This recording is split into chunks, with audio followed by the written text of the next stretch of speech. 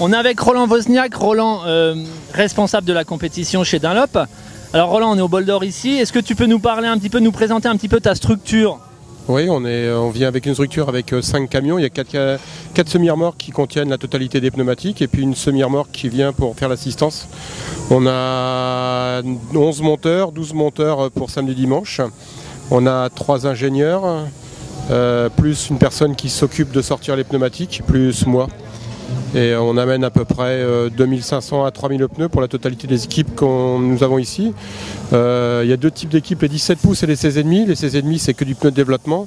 On a Makomoto, on a la Honda 77, on a le CERT bien sûr, j'allais le dire en dernier parce que c'est l'équipe, on commence par le plus bas, on monte puis après on doit avoir 20 ou 21 motos, je crois 21 motos en 17 pouces. D'accord. Et toute la totalité des pneus que vous amenez, combien repartent en fait sans être vraiment utilisés? Après ça dépend des conditions, s'il en a des conditions comme c'est là apparemment jusqu'à la fin du week-end, sur 2500 pneus, 3000 pneus, on va monter peut-être entre 700 et 800 pneus pendant la semaine. D'accord. Il vous est déjà arrivé de vous faire piéger, de ne pas amener les bonnes références ou finalement parce que la météo était... Est-ce que vous vous fiez à la météo annoncée pour dire au dernier moment on charge les SMIC de telle ou telle façon ou vous le faites de toute façon de manière indépendante? Non, on tient compte de la météo malheureusement qui n'est pas toujours fiable. Là par exemple, dimanche j'ai rappelé mes collègues en Angleterre parce que la météo était catastrophique samedi. Donc je leur ai demandé de recharger du pneu pluie et on a toujours une camionnette ou un van qui est prêt en Angleterre pour ravitailler à toute vitesse et ramener les pneus dans la journée. Et puis quand on regarde la météo mardi, maintenant ça va être un temps magnifique apparemment. Donc on aura trop de pneus, mais il vaut mieux en avoir trop que pas assez. Les équipes officielles sur une course comme les 24 heures passent combien de pneumatiques à peu près, enfin à moins que tu le saches précisément? Ouais, une équipe comme Suzuki passe entre 100 et 120 pneus à peu près. Au début de la semaine du mercredi matin, les qualifs et les pneus de la course, oui, entre 100 et 120 pneus à peu près. Et un team amateur? Un team amateur, c'est à peu près 15 trains, donc 15 x 2, ça fait une trentaine, entre 30 et 35 pneus. D'accord. Et parmi les équipes officielles, notamment le CERT, est-ce qu'ils utilisent des types de gommes différents, outre les dimensions qui sont 16,5, mais des pneus, on va dire, plus de développement que monsieur tout le monde finalement qui va vous acheter vos pneus au camion? Bien sûr, c'est complètement différent avec Dominique et le CERT. On commence déjà par des séances d'essai fin décembre. On roule 2 fois en janvier sur notre circuit privé. Après, on est venu au mois de mars, milieu mars, on vient là. On développe des pneus spéciaux 16 pouces à l'avant, 16,5 et on travaille pour développer toujours des nouvelles gommes, des nouvelles carcasses. Et puis, l'aboutissement, c'est de constater ce qu'on va faire là. Donc, on fait des essais, on dégrossit un petit peu en janvier sur notre circuit à Mirval. Oui. Après, on est venu le 15 et 16 mars où on avait une mouture un peu différente et puis après on modifie par rapport à ça les essais qu'on a fait le 29 et 30 mars au pré-bol et là théoriquement on a l'aboutissement final des pneus qui doivent être au point pour le Bol d'Or.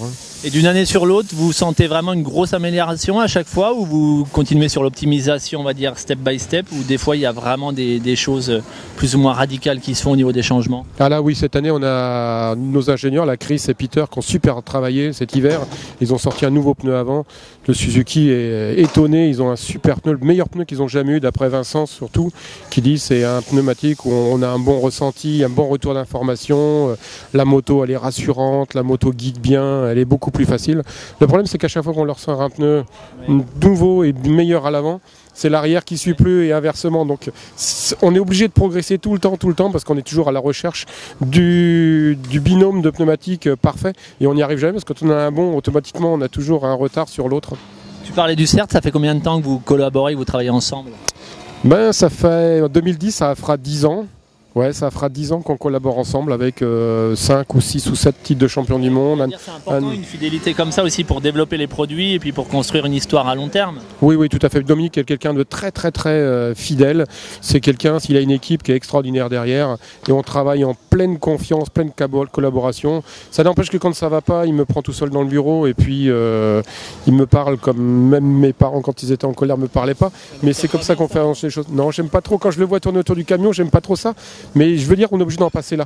Ça prouve qu'on a une confiance en soi, il est capable de... Je prends toutes ces critiques, toutes ces, on va dire, petites colères positivement et ça nous fait toujours avancer.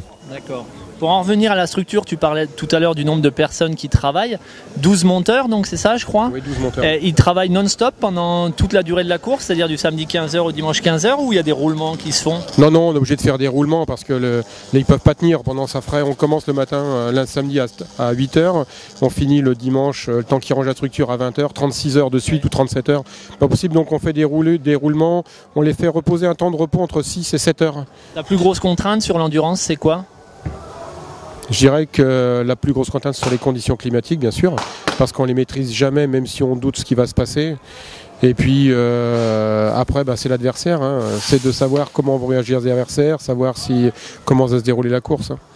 Les contraintes, elles sont permanentes. On a un stress sur une course de 24 heures c'est ce que je disais tout à l'heure avec des équipes.